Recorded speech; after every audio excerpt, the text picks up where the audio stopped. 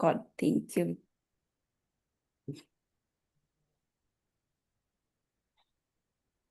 Okay. Perfect. Do Good. do I hit again? Sorry? We're Do I starting hit off. record? Okay. We're starting off, so we're fine. Ladies and gentlemen, welcome very much to today's discussion. We're looking at having, this should be the third discussion, looking at reprioritization on the ongoing Global Fund programs. And of course, the last discussions has been around the whole process with CCMs and PRs. But this time round, we're going to look at it from a different angle, and this is from the community side. Just to reiterate that this particular session is being recorded. And of course, we're going to also have it translated in English. It's going to run in English, but it's going to be translated into French and Portuguese. So there should be an icon written interpretation on your screen. Please select that. And let me reiterate that we're super excited to have you on this particular call where we're going to have open discussion on the whole Global Fund reprioritization on programs from the community's lens. Next slide. Well, just to set the scene and also let you know what's going to happen, we are going to start off with welcoming and setting the scene, and I'll be your moderator for today. My name is Miss Lizzie Otain. I'm the communications consultant for ENASO. We're headquartered in Arusha, Tanzania, and of course, you know our main business is health, especially within the African continent. After that, you have come across a survey that we've been doing, and the team from Data ETC has collected and analyzed the data, and they're going to let us know so far what that survey looked like and what was coming from the community's side. And then we'll open it up to a presentation, which is going to be a discussion around lessons from communities. We're going to look at challenges, innovations, and any lessons that has been learned. And that session is going to be moderated by Richard Muko, who's also on the call.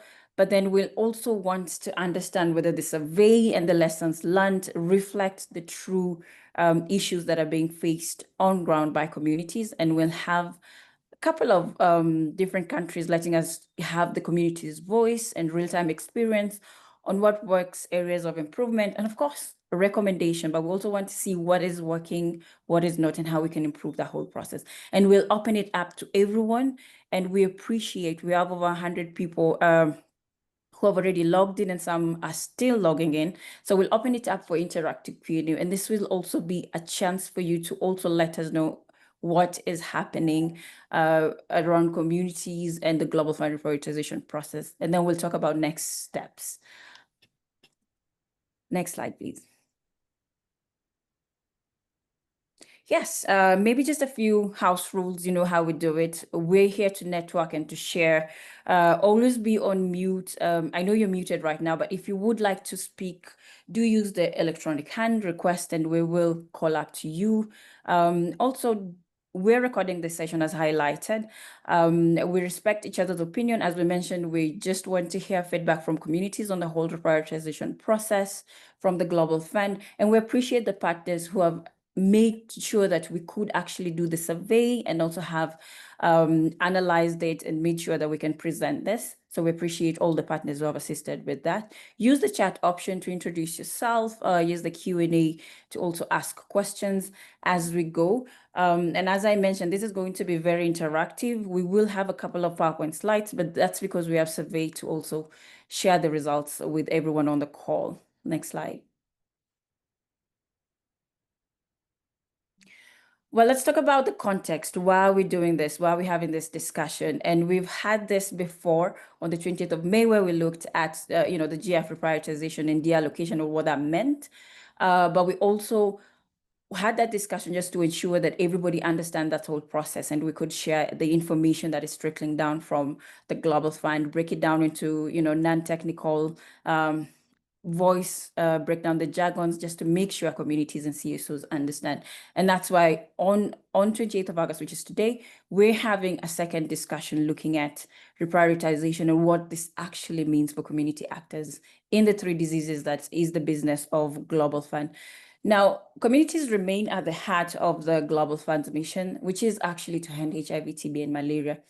And the role during the ongoing grant cycle 7 reprioritization process is more critical than ever. And we've seen that with the Global Fund reducing approximately 1.5 billion USD, about 11% of the regional GC7 budgets. And these numbers have also been shared. A lot of documents also have been made public from the GF on what's going on.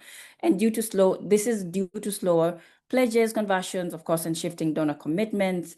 But countries are being asked to safeguard essential intervention. And this has been the gospel that's being preached by the Global Fund. And this is supposed to happen while we're rethinking this whole, reprioritization process. So this is not just a technical exercise. It is a moment that will determine whether life-saving services such as life-saving services reach the most at risk. And whether equity, sustainability, people-centered approaches truly guide our collective response. Now, communities, especially those on the front lines, must not only be consulted, but meaningfully engaged to ensure that reprioritization reflects. And that's why we're having this discussion. We want to know what are the feelings, what is going on ground, how has been the whole process from the community's lenses. And at this crucial stage, we must recognize that communities are not passive recipients of aid, but also equal partners and knowledge holders. That's why we're going to also open it up and have more feedback from your end. So as we proceed with these discussions, we would appreciate your honesty, your candid experience, because we're still collecting data as we go. And I know my team will also share the link to the survey in case you have not had a chance to, chime in and let us know what's happening in your country. We will share that link because it's still ongoing. Next slide, please.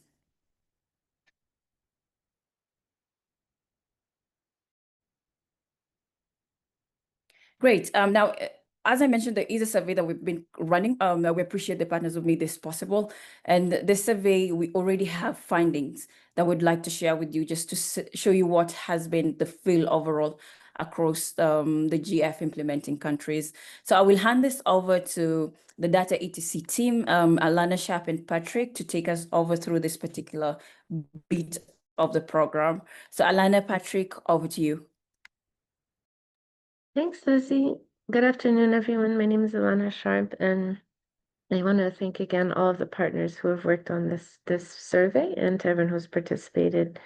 So just to give we've discussed this before. I hope people are aware, but this is kind of where we are in the process. This is the reprioritization exercise. And so at the end of June, all of the PRs and the CCMs received letters from Global Fund that said what the new amounts of their grant budgets were going to be. So that was the first step of the phase, was receiving these letters. And then now we've been in a process of deciding how to cut activities, to reduce activities, how to reprioritize grants to fit within the revised funding envelopes. And so now we are at the end of August, so there's 1 month left, just 1 month left until the very final step where the grant revisions are completed. And so we're reaching the end of this 7-month-long process. And so the context of why we did this survey is that the Global Fund has been very supportive of communities in this process and has been very clear that on a few points. So one is that the reprioritization is meant to be inclusive. And so civil society organizations, communities are meant to be consulted during the process of deciding what is kept and what goes away. There was language from this is all from Global Fund documents, that the CCMs should try to find funding in their own budgets to support consultation. The Global Fund has said that the Secretariat in Geneva will proactively try to get out guidance and support and make the process clear for people. And then in terms of which activities should be kept or cut, they've been clear that community-focused programs focused on equity, human rights, gender-related barriers, community-led monitoring, accountability, and so on are activities that should be prioritized and remain funded. And then the last thing is there's been language about how as activities get integrated into the primary health care system, we need to make sure that those services are still accessible and acceptable for all populations. And so that was so what we were hoping to do with this survey now with just 1 month left was to understand how did we do Was the guidance adequate? Was this reprioritization inclusive? Did the communities have facilitation and support they needed to engage? And then, you know, in the end, were community-focused programs protected from cuts or not? And so that's the objective of the survey. So let me pass to Patrick to share some of our early findings. Over to you, Patrick. Thank you, Alana, and thank you, Lizzie, for the introduction. So just to start it off, so we have some high-level numbers from who we surveyed, our responses, who they're from, and then I'll go through each of Alana's key research questions and have some slides to answer those questions. So to start it off, as of yesterday, we had over 300 respondents from 69 countries at least. A few people have not said where they're from. So let's go to the next slide, and we'll see how those 300 respondents break out. So yeah, starting from that 300 number, we excluded a few respondents basically for reasons like they didn't identify who they were, where they work, kind of what was their role in the process, or if they're just generally not engaged in the global fund space, so it wouldn't be good to tell us about this process. And among those respondents that we considered eligible, we had good coverage across both community members and non-community members, and you can see the breakout of the roles that people told us they were serving in this process. So let's put that up for just a moment longer so people can see it, and then go to the next slide. Thank you, Alana. Okay, so the first research question will have a bunch of different questions we've asked to talk about. Was the guidance that the Global Fund gave on their communication of information, was it adequate? Did people find that it was both reaching them, they saw it, and also they could understand it? So this slide is about disseminating information. Do people know about different steps of the process? And so this chart here is broken out by CCM members on the left and non-CCM members on the right, with the community member respondents in the orange and non-community members in the green. And so as you can see, the chart steps down from just did you hear about the process overall, in which at least for non-community members on the CCM, it's 100%. So that's pretty good. A few people in the community on the CCM didn't, but as you step down from have you heard about it to have you seen the reprioritization letter and know what program cuts, we're seeing that people are not receiving all of the information they would need to be engaged. In particular, community members are seeing less information than non-community members. Indeed, 1 in 5 community members on the CCM said that they never saw the letter. And even more than that, community members on the CCM, we have a third of them didn't actually know what programs were cut by the end of the process. So if we could go to the next slide. Thank you. So this is along the same line, still about the question of was guidance adequate? In this case, we asked were the contents, if you saw it, were the contents of the letter, were they clear to you? So in this case, this chart is once again broken out by CCM members on the top and non-CCM members on the bottom. And this is just a scale from the red is, I didn't find it clear, it wasn't at all communicated. It's of people who saw the letter. And then the blue is, it was very clear to me and I understood it. And so what we saw was that among the people who did see the letter in the community, 63% of CCM members and 56% of non-community members thought it was clearly communicated. So next slide. Okay, so in the previous group, I'll just do a little kind of summary here. We saw that the information maybe wasn't getting out to people, and of the people who at least saw the letter, about half or a little more than half thought that it was clear. And so let's go to the next question. Was the process actually inclusive of communities? Let's go to the next slide. So to understand this, we asked a few questions. We'll start with the first metric here on the top is that we found that 52% of community members when asked, so these are community members that are aware of the process. We asked them if they were aware of any specific community consultations taking place. And we found that half of community members were unaware of any consultations taking place.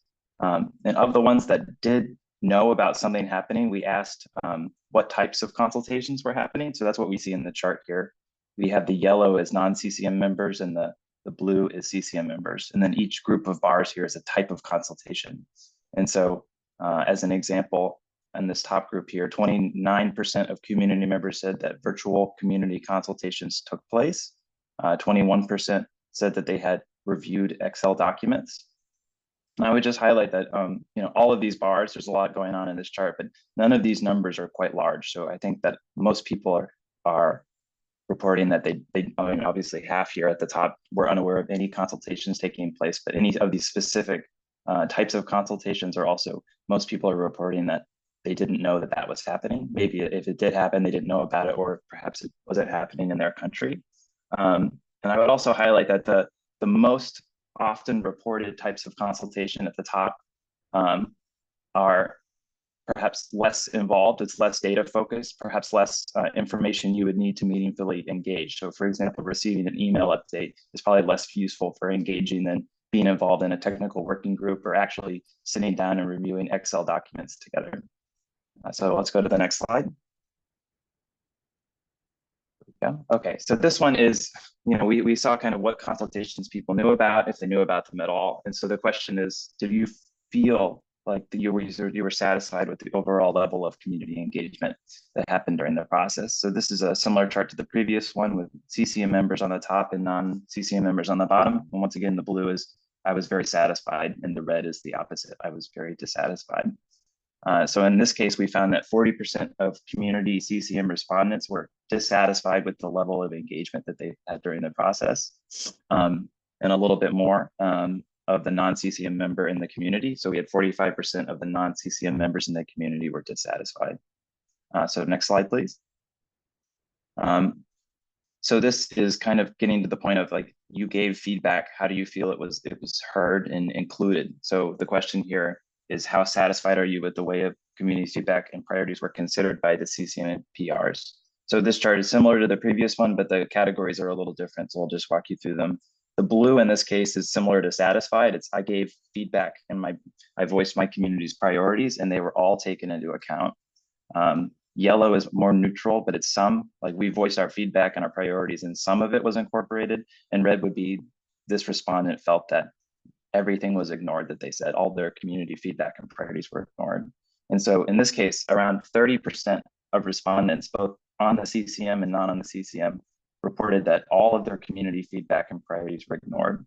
And the flip side of that is only 17% of CCM members and 10% of non-CCM members reported that everything that they had told in the process was taken into account.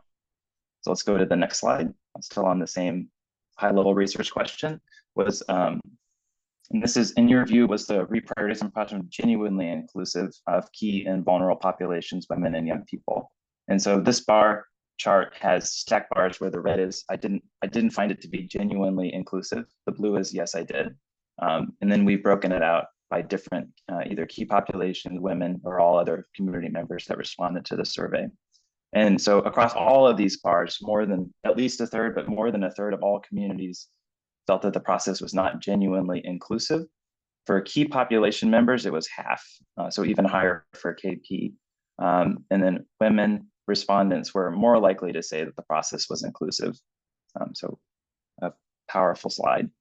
Can we go to the next slide to see our next research question, please? Okay, so we've kind of seen about the guidance people are receiving, if they saw it, did they understand it, did they think it was adequate? And then our next group of slides was just about inclusivity. Did they think that their feedback was being included? Were they able to give it? And so this next section is about kind of like why the process might have broken down. So what kind of support did people receive? What were their biggest challenges? So let's go to the next slide.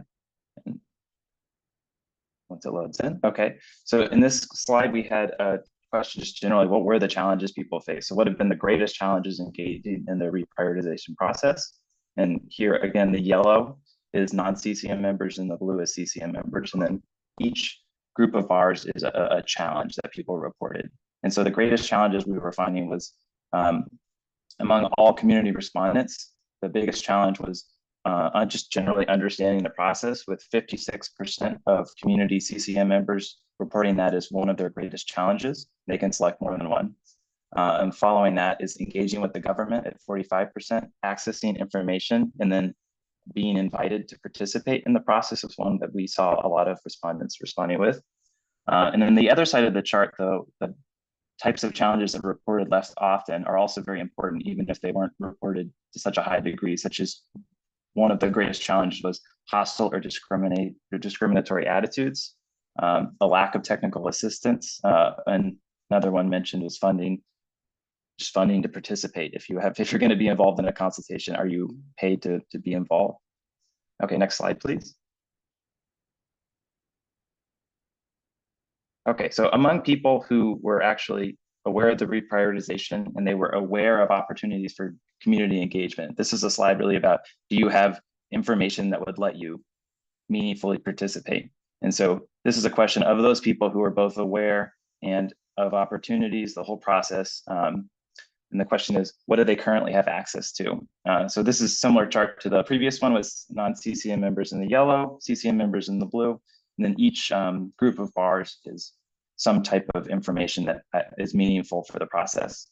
And then so we found that among communities aware of opportunities to engage, only half had seen detailed Excel files with ideas of what the budget changes being proposed are. Fewer than half had access to the grant absorption data. And only 1/3 of community CC members had access to grant budgets for all the PRs in their country. Let's go ahead and go to the next slide. Yep. And so for this one, I will pass it over to Alana. Thanks, Patrick.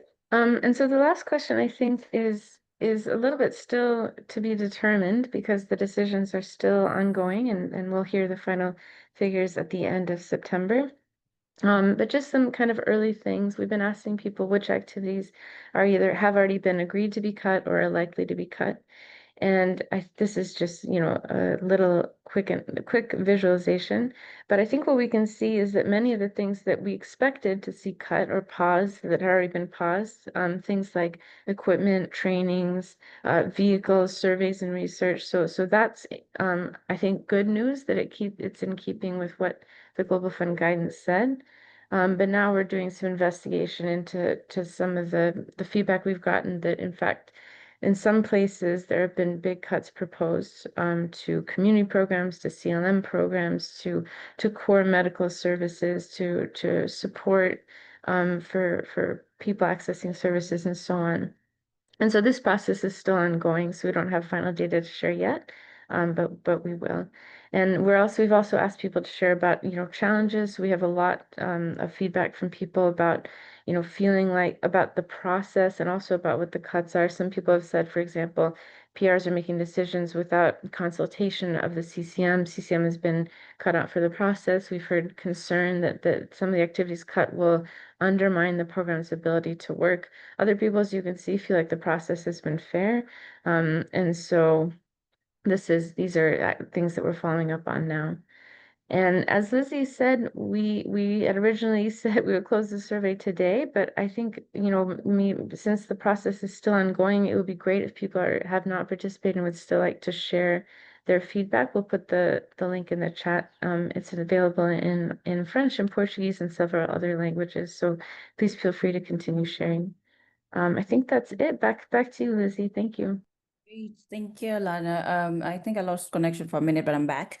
Thank you for that. That was quite comprehensive. And ladies and gentlemen, as we mentioned, the reason why we're doing this is we also want to have a feel of what communities, civil societies are facing or going through the reprioritization process. Ideally, is to also collect data and share this with, the Global Fund and just make sure that we've taken like a 360 degree because we've been following the whole Global Fund reprioritization process since when it started off. And of course, this is all because of funding and it all started off at the beginning with a stop work order. So we're just trying to make sure that any sort of information, any concern ongoing, we also know what's going on and we share that with the Global Fund. And also just by bringing evidence from the ground into the room, whether it's data of, medicine stockouts, barriers to access or successful grassroots advocacy, there's so many things that are ongoing that we want to just keep stock and make sure we kind of understand this whole process and how that is affecting communities. And that's the reason why, ladies and gentlemen, you've joined us today. It's because you also are following up or you've been directly affected by the whole process. So communities can help ensure that reprioritization strengthens health systems, preserves hard-won gains, which we really don't want to lose the gains we've made so far, and also lay a resilient foundation for Grand Cycle 8. And that's also another discussion altogether. So as we started off, we were just showing you the results of the survey that we've collected so far. Thank you, Alana and Patrick, for that. And we're going to get into now the community voices. I mean, these are surveys where, most were somewhere anonymous, but some people also left their details. But we also want to open it up and just hear on this call from communities. So I'll hand it over to this session's moderator. It's going to be Muko Richard, who's on the call from Change AVAC Compass team.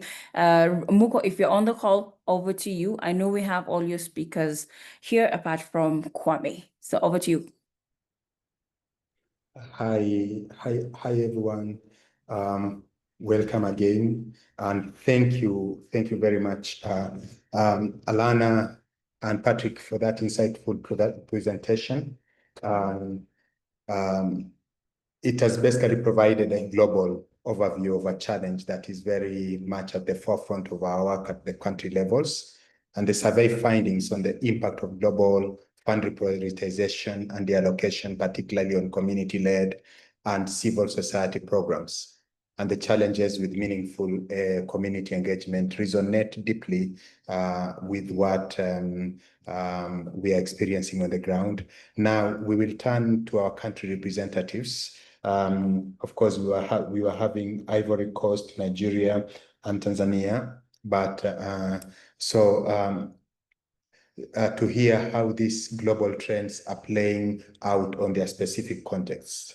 So we have asked them to prepare a brief presentation to share their on ground experiences.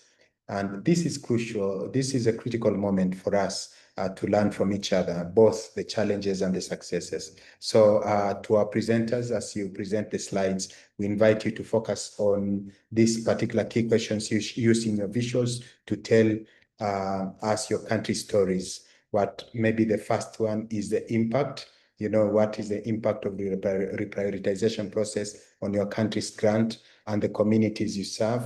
And then, of course, also engagement. How well were you engaged? And then, of course, future priorities. So let us begin with the first representative, who is going to be from Côte d'Ivoire.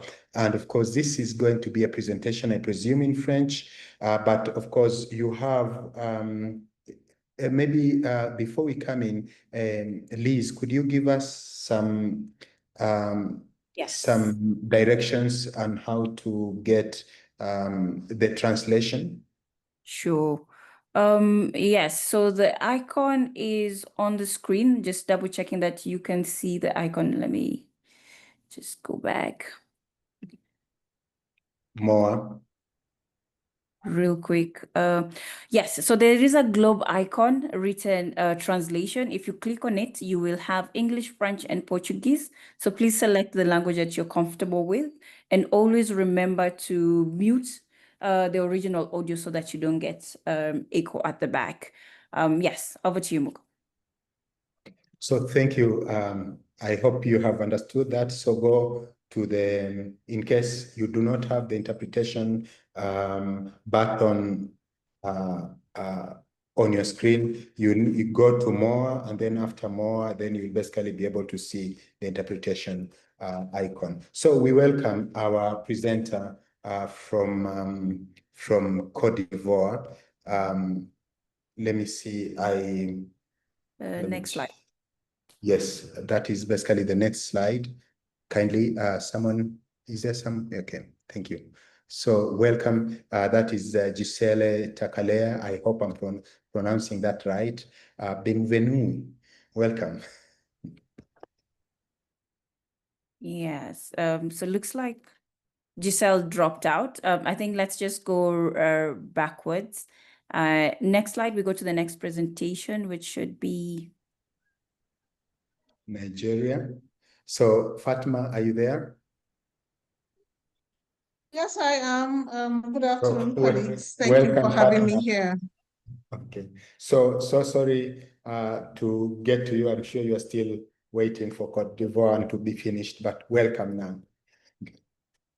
Okay. So thank you very much for having me on board. So I'll just quickly run through the presentation and particularly answer the questions that Richard has put forward.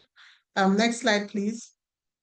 So for us in Nigeria, it was, well, we had quite a bit of an impact when we had the stop work order However, it didn't impact much because as soon as we got guidance from the Global Fund and we were asked to continue work, so we continued implementation despite the reprioritization ongoing.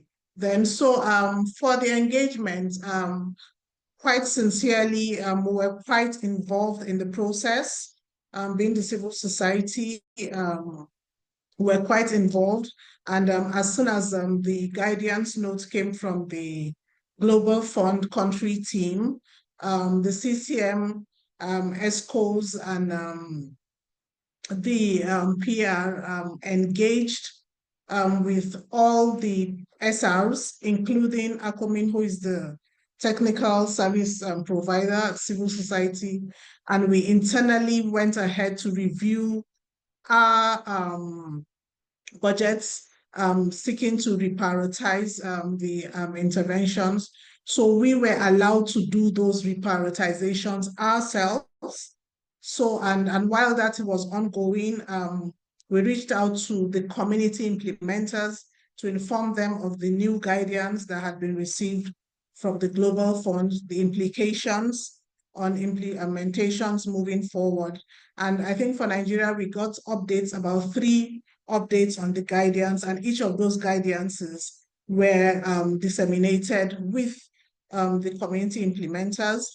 So we also have a group of civil society working to implement the integrated community-led monitoring, which includes the National Network on HIV and AIDS, includes the network on malaria, and also the network on tuberculosis. So for areas where all these 3 networks are jointly implementing, we had meetings where all 3 networks sat down and actually reviewed the implementation plan and reprioritized the activities that we wanted to come on board moving forward based on the guidance that was received.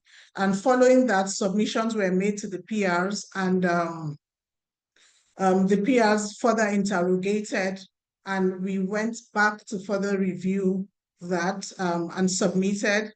And following that, when the Global Fund CT visited the country, we all had meetings, and we also looked at each of these prioritizations with the guidance of the PRs, and we went further to, prioritize some activities considering the request from the city. And following that, we went back, reviewed, and lastly, we had an interaction with the local funding agency, of course, who are the auditors of the Global Fund, and we had that jointly reviewed with them. And so that had been submitted to the Global Fund, and we're hoping that we did actually meet their demands on the guidance. Next slide. So we're still waiting for the response on our submission. Of course, we are experiencing and anticipating moving forward one key challenge. Based on the guidance, we had to reduce a lot of activities, but the ones that concerns us the most is the reduction of physical contact with the implementers in the states and the fields. Those physical contacts had helped with monitoring and holding implementers accountable, but we worry that with that being taken off and in some areas drastically reduced, we might be having issues of accountability and proper adherence of implementers to the implementation guidelines. We did come up with a few innovations.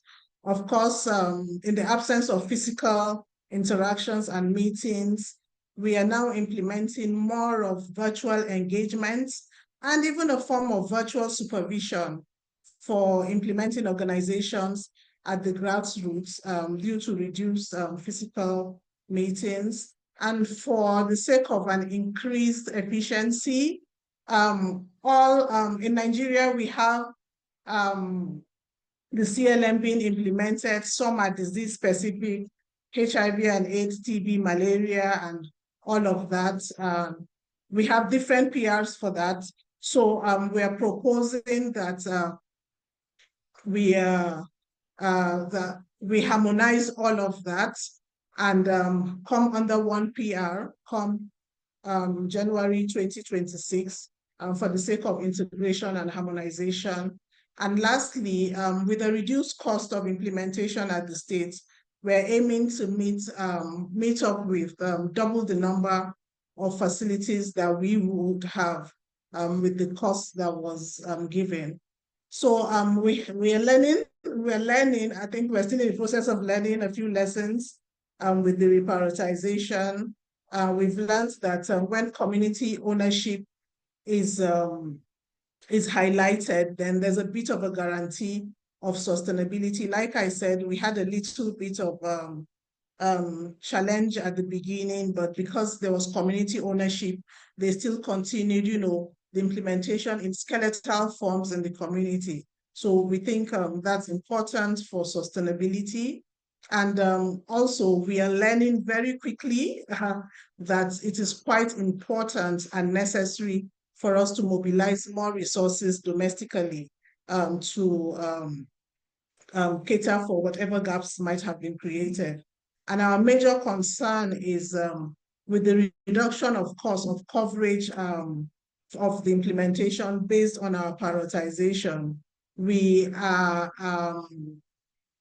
stand to lose some of the gains we have had in the grants in the community over the years. So basically, those are our experience as the community in Nigeria. Thank you very much. Over to you, Richard. Hey, Fatma, thanks a lot. And also for sticking to the minutes. So we'll go to our next presentation. But of course, what you presented exactly, really, we can be able to see exactly the innovations there. And of course, how in terms of really how to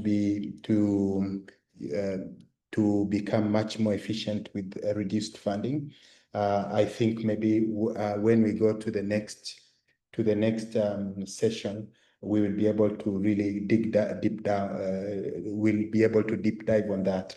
So let's move on to Côte d'Ivoire. Kindly, please, the slide. Let's go to the slide on Côte d'Ivoire. Yeah, Gisele, if you're there, please welcome. And of course, Gisele, I don't know if you'll present in English or in French. I'm sure it's in French, isn't it? I present in French. In French, thank you. So for most of you who are looking for interpretation, please go to the interpretation button.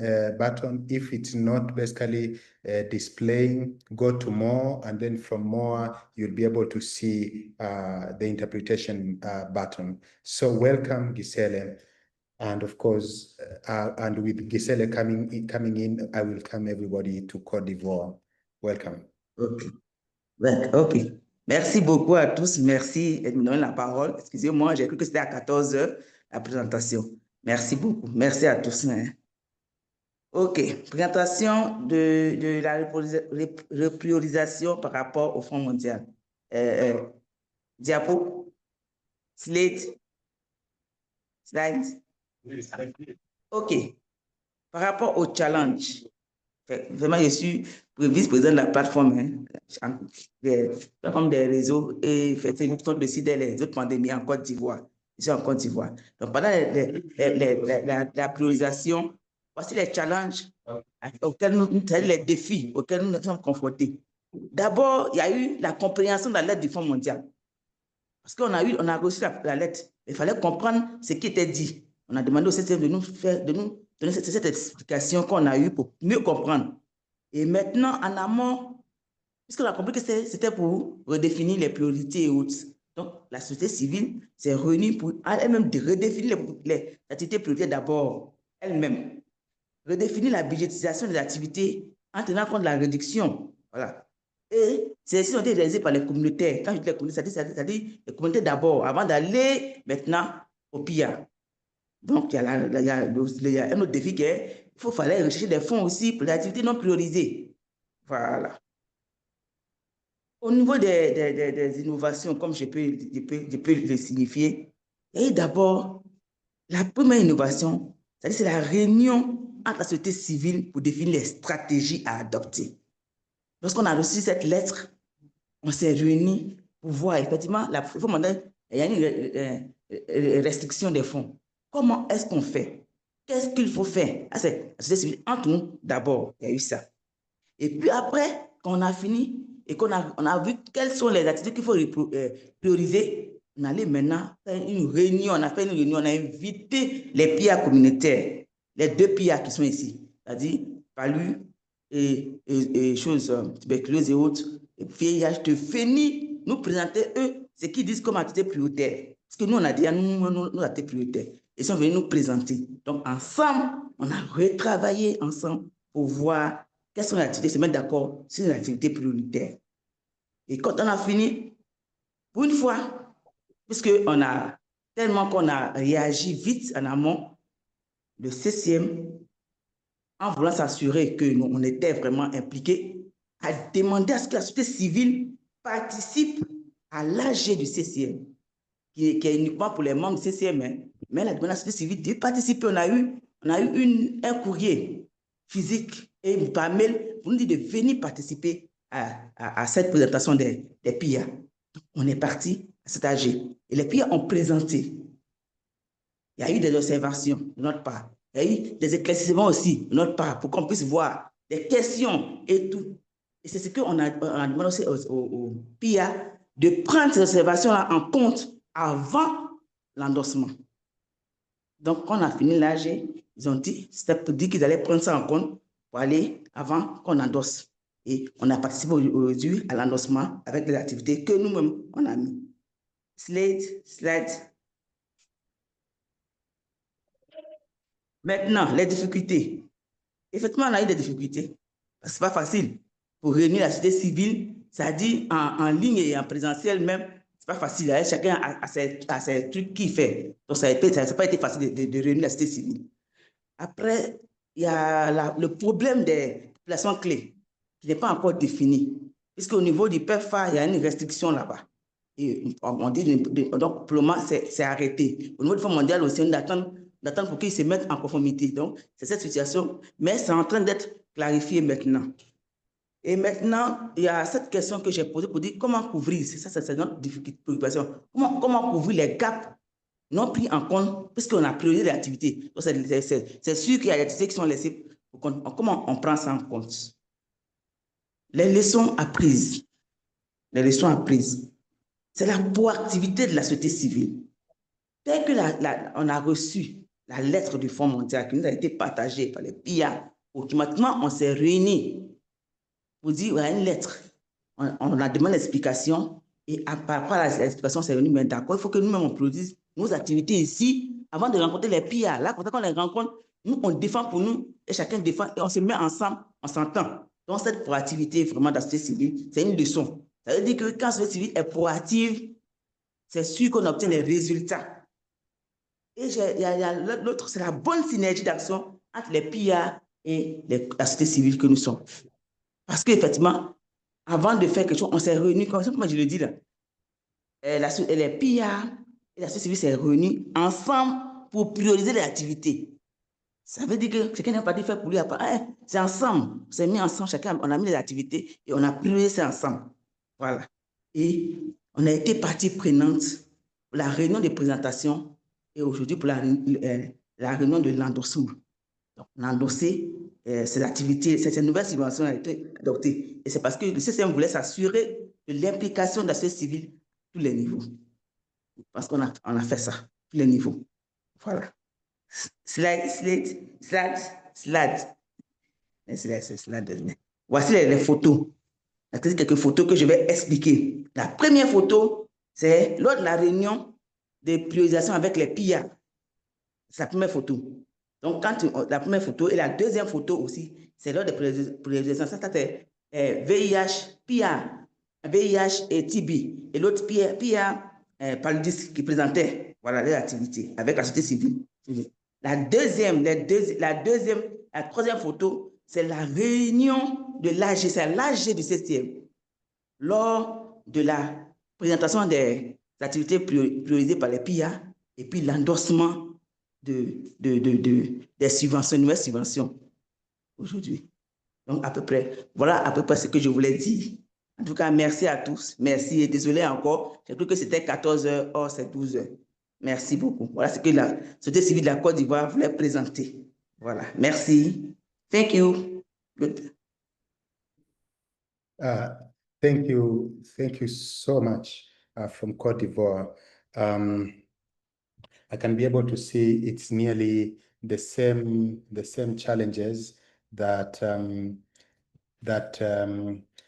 you had. Nigeria received 3 versions of the guidance, and you received you indicate you received 1 version of the guidance, and of course there were, in both cases, there were quite some challenges in trying to translate what they meant. So maybe we'll go straight away to our next session, so that we could basically have the panelists respond and of course share their experiences after hearing exactly from the 2 presentations. And of course, our panelists, the first one is Ruth Akulu, a youth representative and a UCCM board member. And then, of course, we have from Sierra Leone, Baila Mole. And then Liberia, we have Leo Tia. And then in Cameroon, we have Gwendolyn Shang. So I will basically be posing a question to each of our panelists. Maybe I'll begin with Uganda. So what, based, on the survey results and what has basically been presented by Côte d'Ivoire and Nigeria, what is the single most significant impact of the Global Fund's reprioritization and deallocation process on communities in your countries? And could you basically provide a concrete example on that? To you, Ruth, welcome. Maybe, and we could ask, maybe in case you could basically take 2 to 3 minutes just to respond to that. Thank you. Thank you so much, Richard Muko. And for the case of Uganda, I would love to say that one of the key things that has really helped us during this process is the structure of CCM in Uganda. And it starts with the board itself and then the CCM secretariat.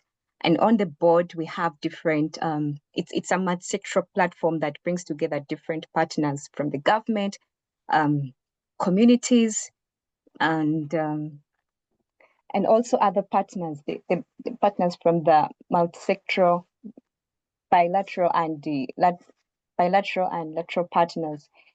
So for the CCM board, there are 9 CSOs representatives, including the youth, and that is the constituency that I represent on the board. And what has really helped us to participate on the reprioritization process is that we have, as youth, we have a CCM youth network platform that we engage real time with the youth from different constituency, whether it is people living with HIV, the youth working in the malaria field or TB field, and also looking at also specific key populations, that is refugees, the key populations, and others. So what we did first as a youth representative, I do not work alone. There are other two youth representatives, and what we did is to first talk amongst ourselves, and we developed and we came up with a smaller platform because of lack of resources to mobilize youth nationally to get feedback. What we did is to set up a small task force for the youth that would participate in the process to share feedback, and we identified youth from different areas, that is SRH, people living with HIV, TB, refugees, and so this youth represented also the broader populations or communities from wherever they come from. And we were able to discuss specific areas that aligns to Global Fund as well, that is HIV, TB, malaria, and also resilient system strengthening. So we were able to discuss specifically to these areas, and we consolidated our voices and findings and came up with a report that we presented to the CCM board. But we weren't working alone as the youth task force.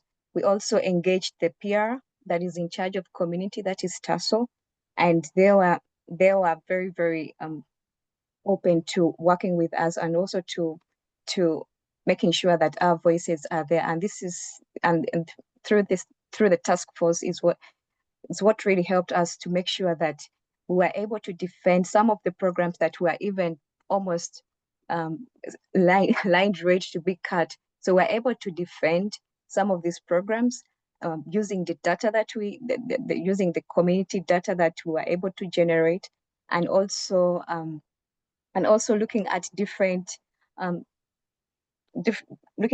experiences of the youth. So we were able to utilize this information to defend some of the programs that were supposed to be cut. And as a result, specifically to the HYW program that is funded by Global Fund, we were able to save most of the funding of HYW. There was minimal cut, and most of the programs or interventions under the program were just modified. They weren't cut. There were like 2 or 3 interventions that were cut, but still we were able to look at what other alternatives are there to make sure that the program is not cut out completely for the HYWs in the community. I submit to you. Thank you. Thanks, Ruth. And thanks a lot for the insights. And thanks also for keeping to time. Then we'll go to our next presenter, that's Baila Mole. And of course, the question we'll ask you, Mole, Baila, is, from the survey and from also the community presentations from Cote d'Ivoire and Nigeria, we have seen that there's a disproportionate impact on community-led civil society programs, also from Ruth. So in your context, how are these cuts going to affect access to essential services for key and vulnerable population? And of course, what are those particular services or programs that will be at greatest risk? Welcome. Yes, thank you very much. So this is Baila from Sierra Leone. And so I think the question is very relevant, because even prior to the cuts, we had challenges with the availability of certain commodities, whether in terms of they are available in control, whether in terms of distributing them to facilities or to the last mile community, has been a challenge. And then with the cuts, it's created a kind of insecurity or destabilization in the entire system when the notification was received. So many organizations, we are thinking whether there is going to be continuity in terms of availability of commodity that has to do with the HIV, TB. So one of the impact is that these communities, we are not sure whether they're going to continuously receive support with the shift in funding, or in terms of ensuring that there is no stock out or reduce of critical services. And also in terms of what's specifically the programs that are affected, the key population most often are kind of proportionally affected as presented by the country presenters, that key population normally do not have a greater attention when it comes to on funding. And during the cuts, we noticed that in Sierra Leone, their voices were kind of less represented. So this is when we look at the presentation that was made by the PR1 and the PR2 during the CCM meetings, we noticed that there was an attempt for like human rights activities to be curtailed. But with the intervention of, the civil society groups led by natives and, the HIV and population community and the TB commission led by CISMAT, we're able to mobilize community members to ensure that funding that has been kind of allocated by PR2 to human rights activities, they are able to maintain it. So this kind of mobilization ensure that the key population or community services are kind of given priorities in the reprioritization. So the second part of your question is also in terms of the shift of community ownership, because in the looking for cutting areas, there is attempt for the PR to kind of cut activities that's mainly related to communities or key population, like the community-led monitoring activities and also volunteering support. So this was kind of creating fear among those community members who are kind of serving as volunteer, working to promote their services amongst their members and ensuring that their members get the necessary services. It's kind of a big concern to them. And as the reprioritization was going, they were kind of paying attention to see where the cuts will be made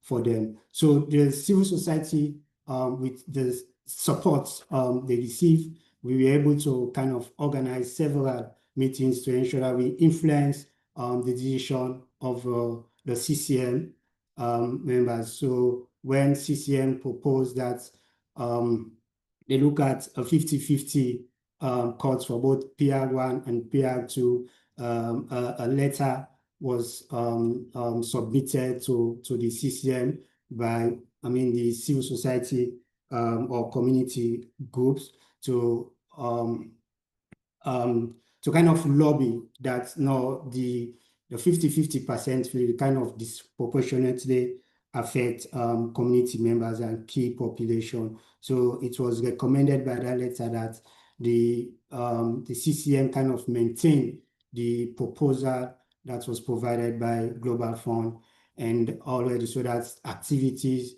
that is mainly implemented by PR2 is kind of protected, and PR2 made a commitment to kind of allocate some amount of money to protect human rights activities mainly. Yeah, so over. Thanks very much, Bala. That was, I love exactly the way the community really tried to ensure that they really engage, and they engage very meaningfully.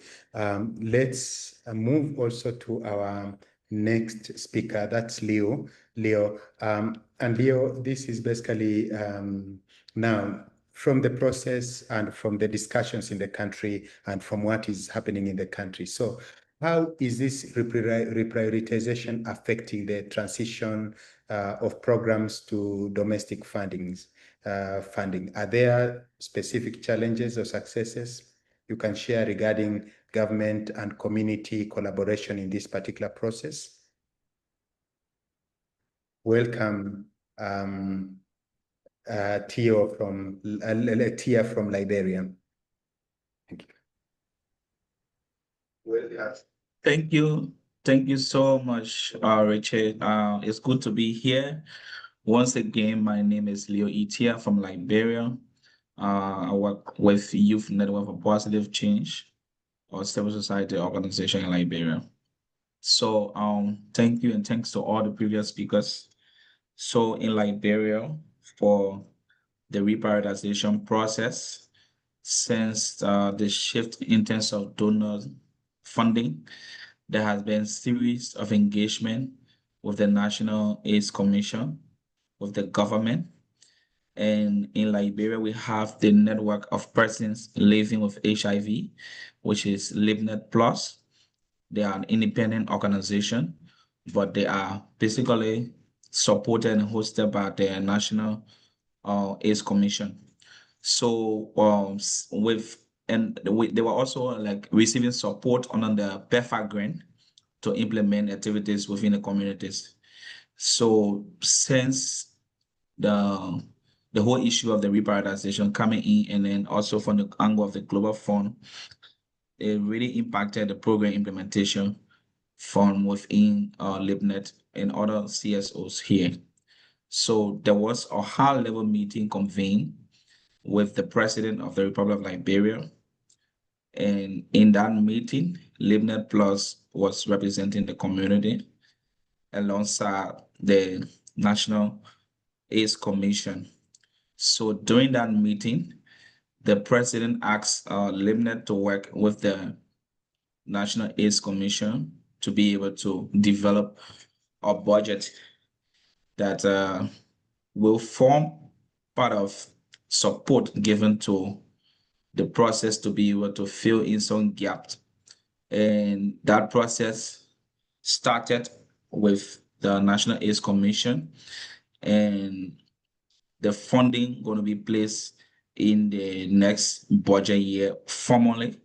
And there was some emergency support in terms of funding given to the AIDS Commission to support LibNet's intervention. So that shows some level of high effort from the level of the government to be able to take ownership. And they are discussing to continue support within the next budget year, and that will roll out continuously annually for support to LibNet. On other ends, there were consultations with other agencies like the National TB Program to be able to do the similar activity that was done for the HIV. So those discussions are still ongoing, but the main success for now is with the National AIDS Commission and LibNet getting the support from the government.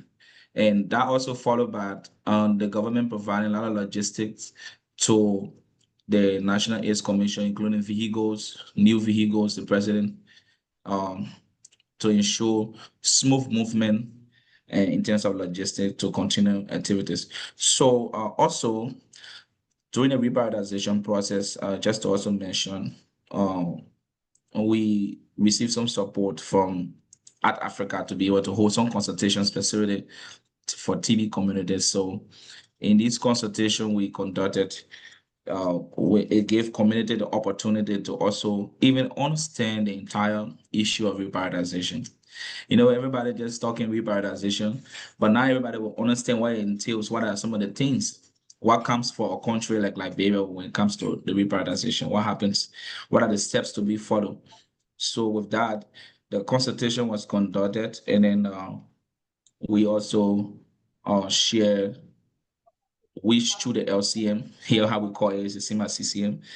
The CCM secretary was present to be able to share updates from the PRs on what are the activities they have been doing since they stopped the reprioritization process, and also providing update for engagement at a CCM level in terms of finalizing Liberia's priority, and also giving communities the opportunity to also share what they want to see in the reprioritization itself.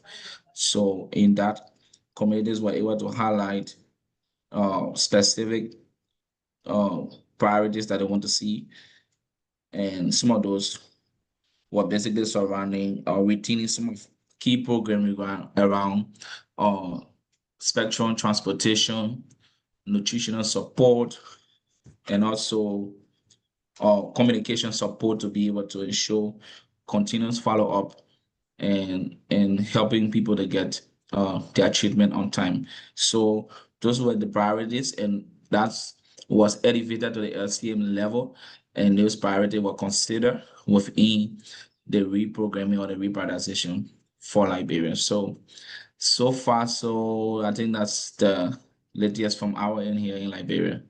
Over to you, Richie. Thanks a lot, yeah. And thanks a lot, Leo. That was really some insights there on how we are basically also starting to think towards raising resources, on our own, in our own countries. Then I will move on to Gwendolyn. Gwendo, welcome. And from the presentations, both from Cote d'Ivoire and Nigeria, what came out very clearly was the guidance. First of all, how did you guys in Cameroon struggle with understanding the guidelines that came out? And then, of course, the other thing is the guidance stressed close collaboration and engagement between the PRs and the CCMs. From your perspective, how well has this collaboration worked in defining the revised priorities and preparing the grant documents? And what improvements are needed in the future also as we go to GC8? Welcome, Gwendolyn. Okay, good evening, everybody. Good evening, everybody. Good evening. How are you? We can hear Thank you you. well. Okay, we are really grateful for once the civil society was involved in the process.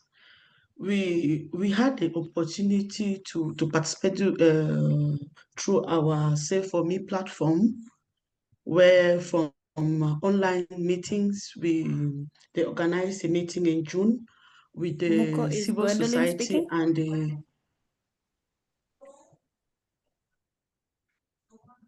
Are you getting me? We can get you. Is anyone else speaking? No. Gwendolyn just said hello and stopped speaking. Gwendolyn, if you can Good hear us, evening. just Are you double getting check. me? Okay. Welcome, Gwendo. I'm hearing you people. Good evening. Good evening. Please come in. Okay, Can you hear I'm us? saying it's through the Save for Me platform. Yeah, I think Gwendolyn is Can you speaking, get me but we now? cannot. So we might as well carry on and then. No, I can hear Gwendolyn. We can hear Oh, her. okay, perfect. Good. Okay. I'm saying we were able to participate through our Save for Me platform program, where they organized a meeting and we had the opportunity to work with our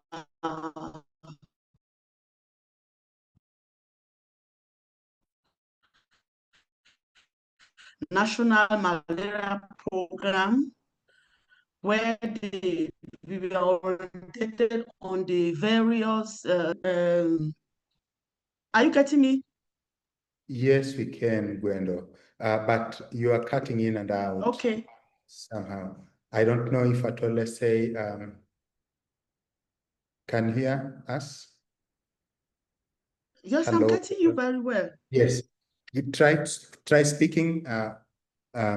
You're coming in and you get lost sometimes, but we will try to listen. Yes, go ahead. Okay. Yes. So we had a meeting where they presented what was supposed to be there, guided by our some members from our malaria national program. And then we also had the occasion to discuss it during our task force malaria meetings. And that really gave us the opportunity to participate. So we discussed, and at the end of the day, we also had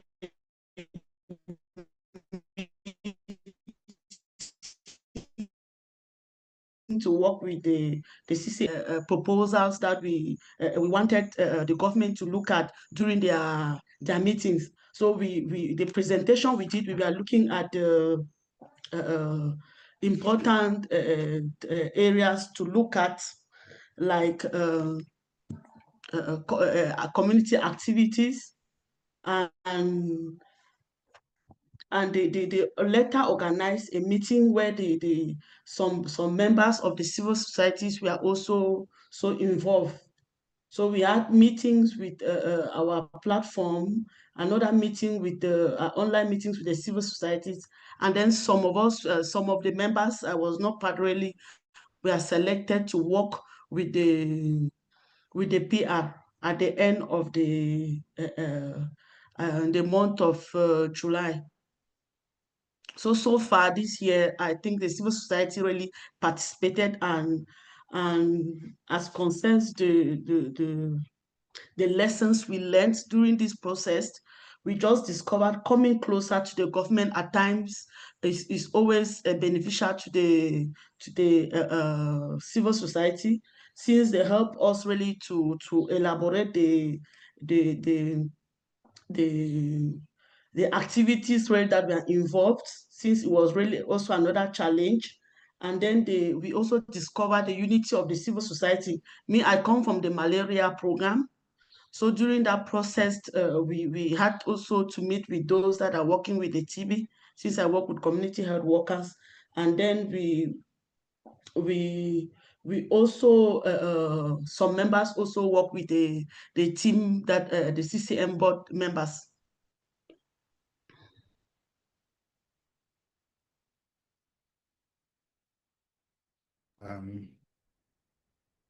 Gwendolyn.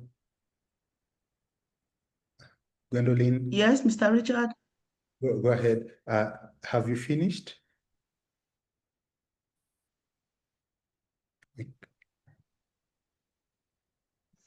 Hello, Gwendolyn. Come again. Have you finished? You just kept quiet, or? Hello. Or is there another question? Hello. No. Okay. So you're finished. We have a lot of problems. Hello, Gwendo. Hello. Are you over? Yes, it's just that this you. time really the civil society was involved. Okay, thank you so much. All right, thank you so much for that, and we can be able to see the efforts that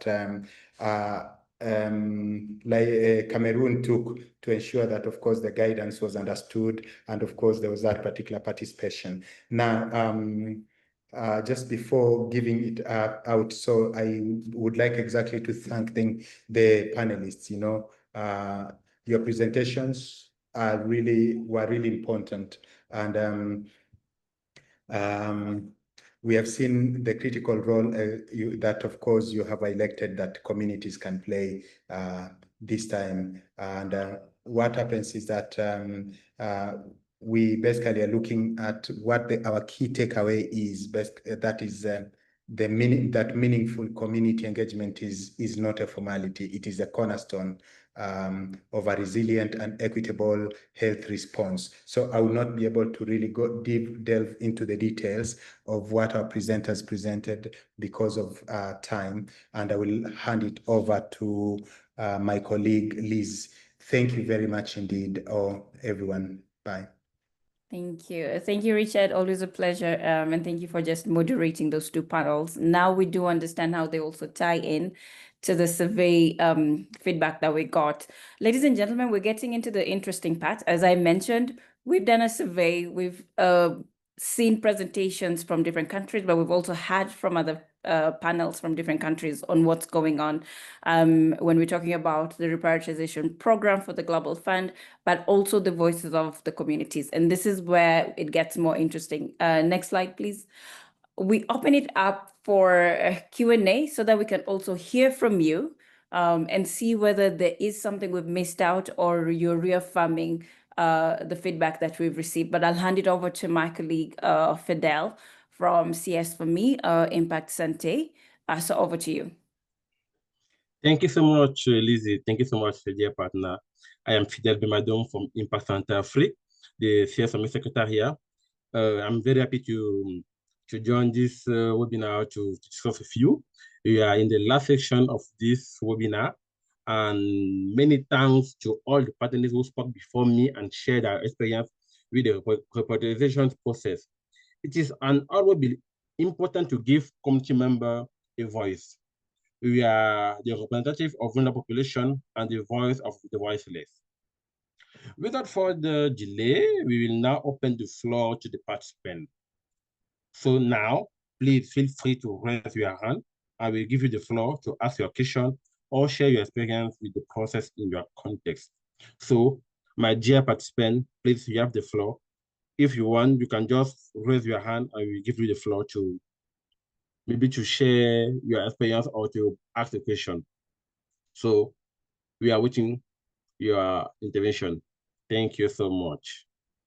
Thank you. And Fidel, maybe you can also take the questions that are in the Q&A chat. Yes, we have a question with Chase. Chase asked this question. It will be interesting to hear how GAP or a synthetic link to the US bilateral funding, e.g. for PEPFAR or and PMI, shape reprogramming discussion. For example, where does GAP, okay, you have Ruth that we answered this question. Thank you so much, Ruth. We have David Bryden who asked that, how has this process been impacting on TB services specifically? For instance, active searching for people who may have TB or community support or TB prevention. So maybe if you can have some panelists who can answer to this question. So we will give the floor to Dose Sosuga. Please, you can open your mic with the contribution of the logistic staff. Dose, you can open your mic.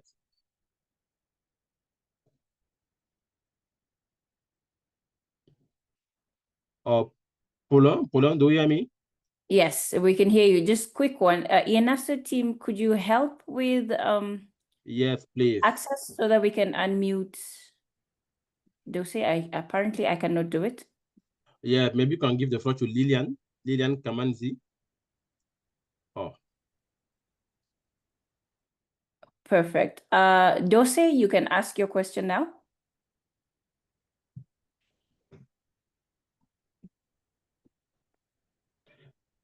Non, Dose, vous pouvez maintenant ouvrir votre micro. OK. Bon, OK, merci beaucoup. C'est Dose Sosuga, directeur exécutif de l'ONG Adiaté au Togo. Depuis mai, nous avons reçu la lettre du Fonds mondial. Et puis, fin juin, vers fin mai, nous avons reçu la confirmation que nous allons être impliqués dans les discussions avec le gouvernement. Mais jusqu'à présent, nous n'avons rien entendu. Bon, on ne sait pas exactement comment ça va fonctionner. Donc, si vous avez des précisions à nous donner, c'est intéressant. Merci beaucoup. Merci beaucoup, Dossé. Vous êtes dans quel pays? Au Burkina Faso, c'est ça? Je suis au Togo. Au Togo, OK. Oui. D'accord, je pense que normalement, c'est le lycéen de votre pays qui devait communiquer le plus d'informations avec vous pour savoir comment impliquer le maximum d'acteurs de la société civile au processus de repriorisation, car le processus a démarré dans la plupart des pays. Donc, normalement, c'est le lycéen de votre pays qui doit être ou votre représentant de la société civile au sein des lycéens. Vous connaissez le nom de votre représentant? Non, je ne le connais pas. D'accord, je pense qu'on va pouvoir vous aider dans ce sens-là. Vous pouvez mettre votre adresse mail dans le chat box. On pourra vous mettre en contact avec le lycéen du Togo pour que vous puissiez avoir d'amples informations sur le représentant. Et également, il y a un très grand travail qui a été fait par les collègues de Data et qui ont toute une base de données des représentants de la société civile au sein des CCM. Donc, vous pouvez également consulter les ressources qui viennent d'être mises à disposition dans le chat box et pouvoir avoir plus d'informations sur le lycéen de votre pays. Merci. On va passer la parole rapidement à Paulin. Oh, Lillian, sorry, Lillian, before Paula. Lillian, you have the floor. Hello, good afternoon. Is everyone, can everyone hear me? Hello? Yes, Lillian, please go ahead. Hello, Yeah, Lillian. you can hear me? Okay. Yes. Mine is really to contribute, one, to appreciate, I'm calling in from Uganda, and I'm a representative, an alternate representative for the malaria constituency. And I did participate fully in the reprioritization process. And one thing that I learned is having a strong CCM leadership is very, very critical to ensure smoother consensus building, because there was a lot of consensus building between the different entities and especially government. So if your CCM was weak, or if it was not involved in the national priorities, then you would really struggle. But for the Uganda case, it was really well done, and we had a very strong leadership, and they also technically understood a number of areas. The other thing is really the involvement of the community. I think for Uganda, it was very unique. The community was at every platform, at every level, and we were listened to. We, as board members, we were also given opportunities to seek for information from our community. So we kept them updated, and they also gave their input. I think the other process that I saw was the strong involvement of and inclusiveness of all parties. So a lot of equity considerations were done, and also our other donors actually came on board, even with the current situations. But we saw PEPFAR representatives, we saw UNICEF, they all came on board to support the country actually manage this process. So for me, it was a very great process. My only worry and my request as we move forward is, of course, the lost time, but also the process of documenting this very outstanding process that we went through, hoping we would have, hoping we are able to have the information that can be used, sort of like documentation and institutional memory on this process is very key. So I hope CCMs were all able to document this process. It can be used years later to actually support in such activities. So thank you.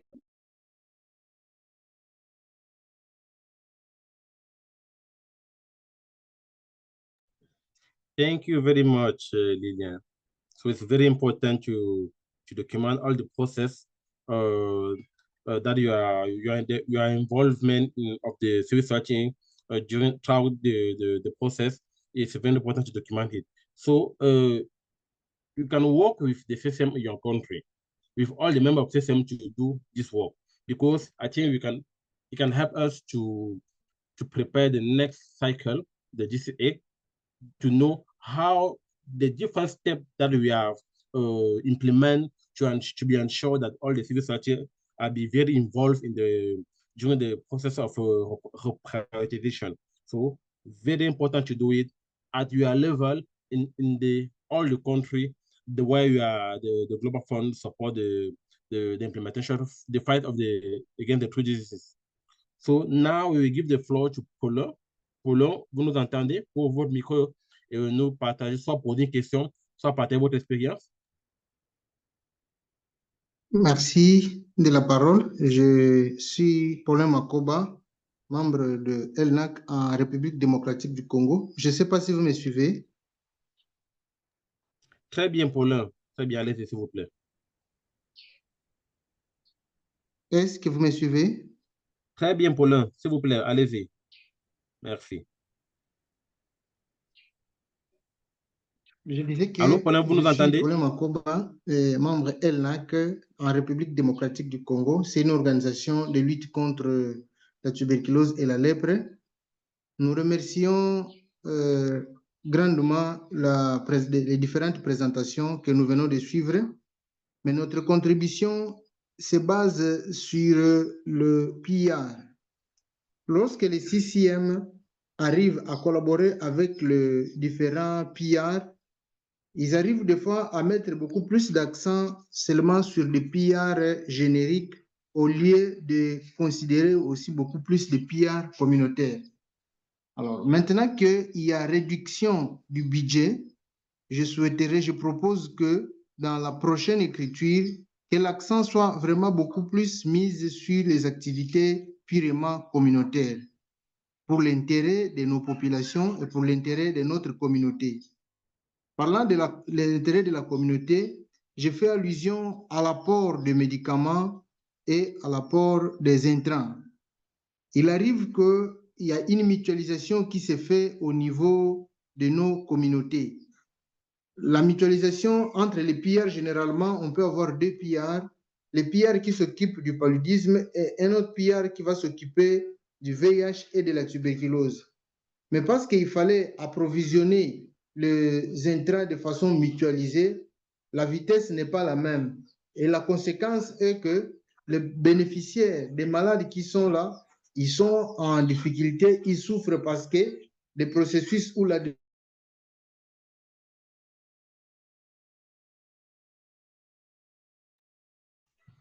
Allô, Paulin?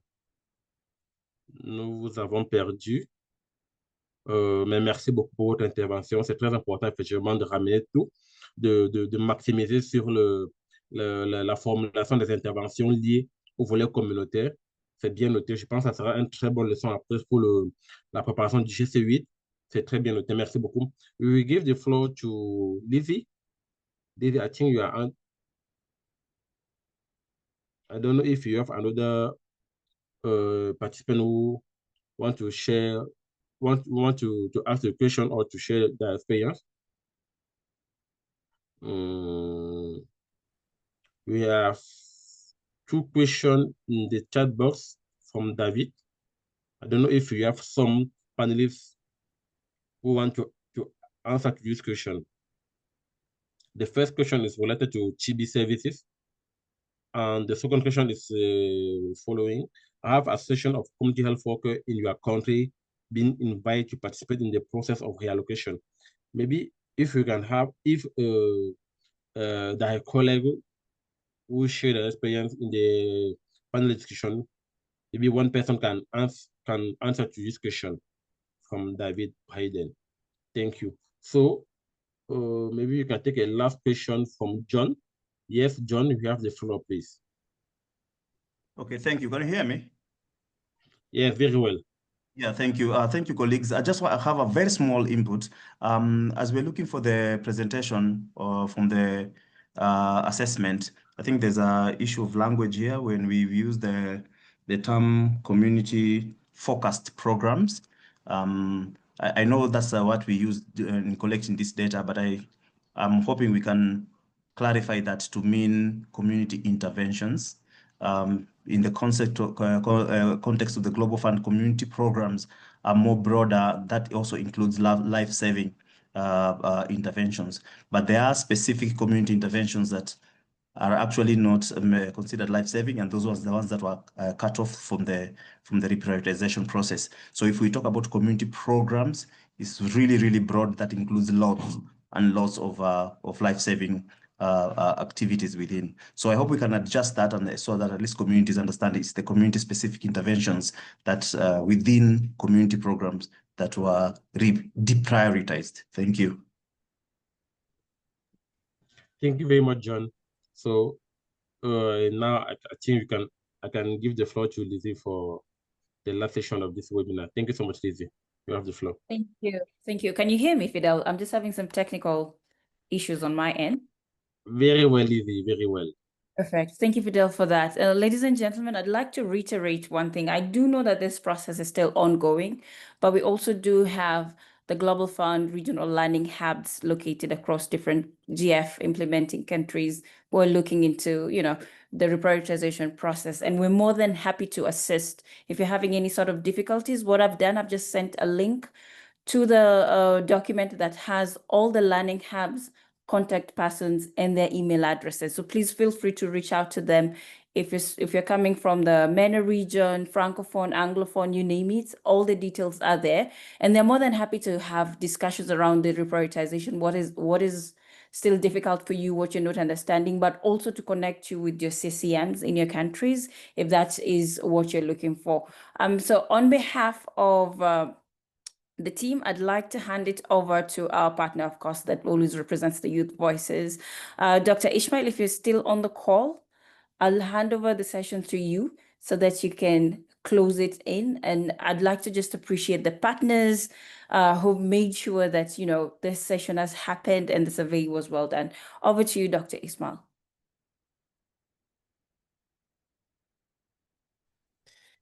Thank you so very much, Lizzie. Kindly confirm whether I'm audible. Loud and clear. All right, yeah, thank you so very much. And I would like to take this opportunity to really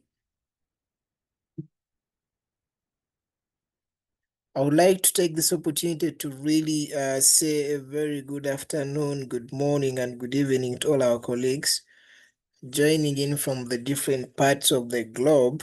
And on behalf of myself and the institution I represent, that the Malaria Youth Champions Uganda and our other organizing partners, the likes of CS4Me, IANASO, all the learning hubs, both the Anglophone and then the Francophone one, ACT, data etc.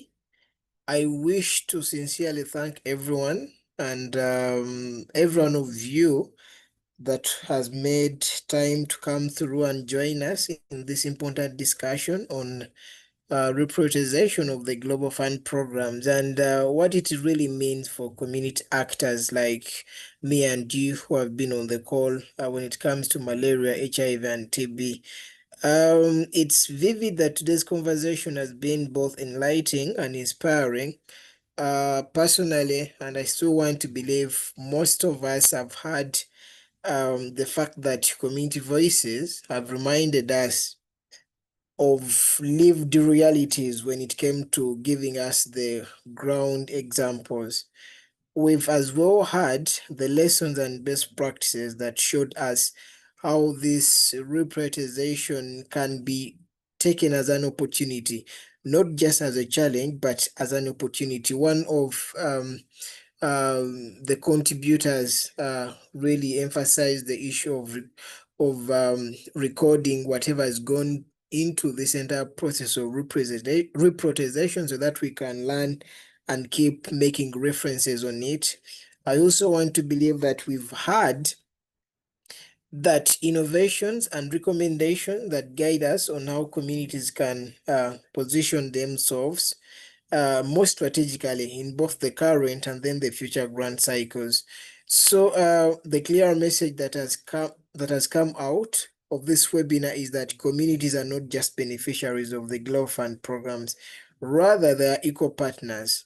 They are frontline actors, they are drivers of sustainability. So as funding priorities shift, as our resolve, we must remain firm and we have to safeguard our essential services. We have to protect the most vulnerable and ensure that no one is left behind.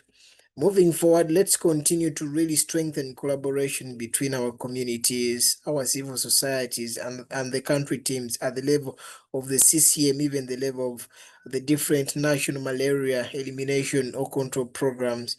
And I also urge all of us to continue amplifying the voices when it comes to decision-making spaces to ensure inclusivity and fairness. And lastly, I also emphasize the fact that let's transform lessons into action so that this reprioritization does not weaken our response, but instead make it more resilient and impactful. In the interest of time, allow me to invite all of us to take today's insights back to our countries, our organizations, our networks, and put them into practice. I do believe the future of the fight against malaria, HIV, and TB will be determined by how meaningful and engaging our communities are going to be. So with that, allow me to officially close the webinar and thank our organizers, the panelists, interpreters, most importantly, you, the participants that have really taken off time to really join this particular session. Special thanks to our moderators, Richard, Lizzie, and Fidel. I want to thank you all, and together we remain stronger, more united, and determined to deliver a healthy future for our people. Thank you so very much. And allow me to take the mic back to Lizzie. Over to you, Lizzie. Thank you. Well, ladies and gentlemen, appreciate it. Have a great day, a great afternoon, a great morning. And we'll keep you updated on the next steps with the survey and other discussions. Asante sana. Bye all. Bye, Lizzie. Bye, everyone. Bye. Thank you. Bye, Lizzie. Bye, everyone. Okay, today or tomorrow?